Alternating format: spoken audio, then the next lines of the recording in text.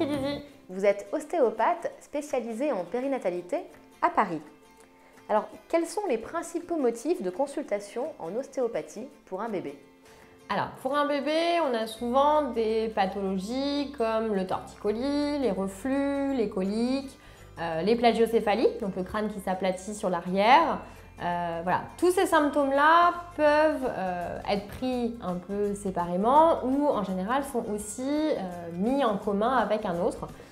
Comme par exemple les problèmes de torticolis qui peuvent créer des soucis aussi pour l'allaitement, donc des problèmes de succion, puisqu'un bébé qui n'arrive pas bien à tourner la tête va forcément avoir du mal à prendre le sein. Pareil s'il a du mal à ouvrir la bouche aussi en grand. Idem pour le torticolis avec la plagiocéphalie. Un torticolis qui bloque le bébé dans une certaine position va faire qu'il s'appuie toujours du même côté.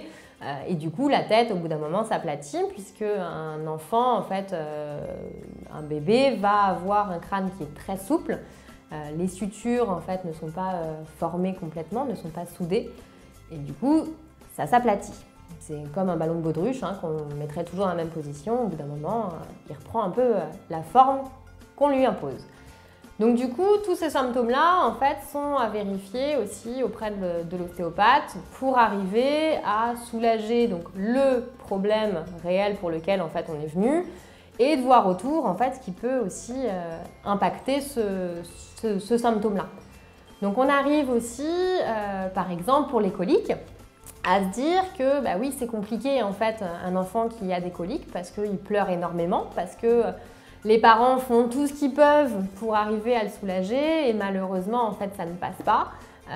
Donc on essaye tout le problème, donc médicaments, l'homéopathie, on va essayer aussi les massages, le changement de lait qui peut être aussi dû à une intolérance aux protéines de lait de vache. Idem pour l'allaitement, si la maman prend trop de protéines de lait de vache ou prend des aliments trop riches en fer, des choses comme ça, en fait ça peut aussi impacter le système digestif du nourrisson. Donc tout ça est important en fait, voilà, de vérifier tout ce qu'il est possible de faire pour son bébé pour qu'il évite de souffrir. Donc pareil, l'ostéopathie peut arriver à le soulager.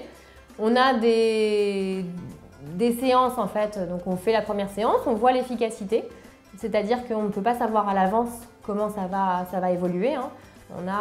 Moi j'ai des enfants qui arrivent au bout d'une séance à être soulagés sur le long terme, d'autres où il en faudra 2, 3. Voilà, en général c'est à peu près ça, entre 1 à 3 pour les coliques.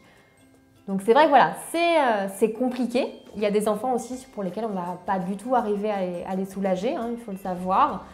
Mais dans ces cas-là, en général, comme le système digestif n'est pas mature, va maturer en fait petit à petit, il faut en général 3 mois en moyenne pour arriver à avoir un système digestif mature et du coup à ce que l'enfant soit beaucoup plus supportable, beaucoup plus éveillé et moins douloureux.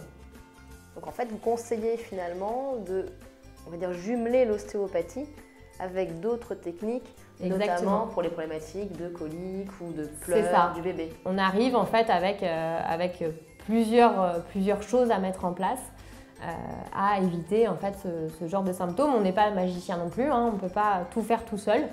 Donc l'intérêt c'est vraiment en fait d'essayer toute une gamme de thérapies, de médicaments, sans forcément aller jusqu'à des médicaments vraiment trop importants.